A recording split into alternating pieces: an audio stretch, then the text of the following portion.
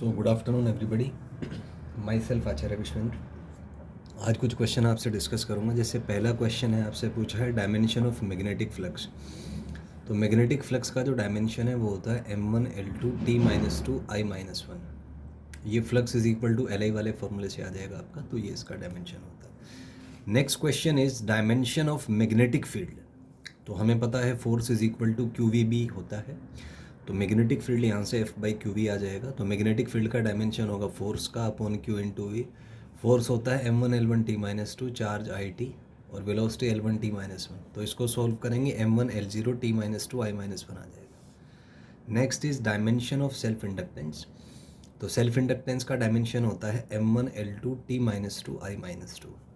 Next is dimension of mutual inductance. तो mutual inductance का जो डायमेंशन है वो भी m1 l2 t-2 i-2 होता है। Next is dimension of work function.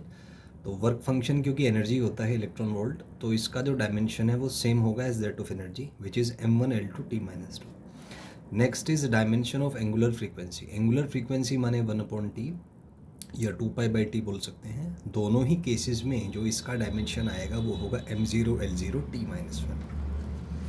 Next हमें क्वेश्चन दिया हुआ है जिसमें 3 इंडक्टर्स कनेक्टेड हैं और ये काफ़ी दूर हैं एक दूसरे से, तो म्यूचुअल इंडक्टेंस हम लोग कंसिडरेशन में नहीं लेंगे।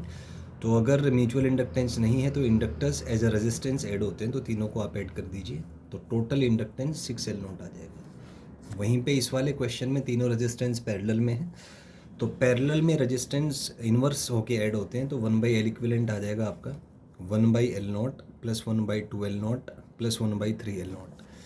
तो इसको अगर आप सोल्व करेंगे तो ये फाइनली यहाँ से 1/L0 कॉमन ले लीजिए, 1 प्लस 1/2 प्लस 1/3, 1/2 प्लस 1/3 को लिखा जा सकता है 5/6, 5/6 प्लस 11, ये आएगा आपका 11/6L0। इसका इन्वर्स कर दीजिए तो L इक्विवेलेंट यहाँ से 6L0/11 आ जाएगा। नेक्स्ट इज इस वाले क्वेश्चन में ये इंडक्टर सीरीज में है इन तीनों के और ये तीनों पैरेलल में हैं, तो इन तीनों पैरेलल कॉम्बिनेशन का पहले इक्विवेलेंट निकाल लेते हैं, उसको L इक्विवेलेंट डैश बोल दिया मैंने, तो इन्वर्स में ऐड हो जाएंगे। तो इनको आप सॉल्व करेंगे, यहाँ से L इक्विवेलेंट डैश आपका 12L0/13 आ जाएगा।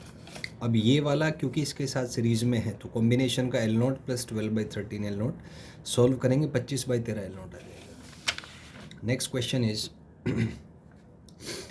3 इंडक्टर हैं और एक ये इसके साथ सीरीज में है, तो सिमिलर कॉन्सेप्ट यूज़ करके ये तीनों पैरेलल में है, तो इनका इक्विवेलेंट यहाँ से निकाल लेंगे हम 4L0/7 और ये 6 के साथ सीरीज में है, तो इसको सिंपली ऐड कर देंगे। तो सॉल्व करने के बाद आपका जो है 46/7L0 आ जाएगा। Next question is solenoids are too close, तो म्यूचुअल इंडक्टेंस भी आएगा। देन वाइंडिंग्स अगर सेम डायरेक्शन में है तो सेल्फ इंडक्टेंस होता है L1 plus L2 plus 2√L1L2।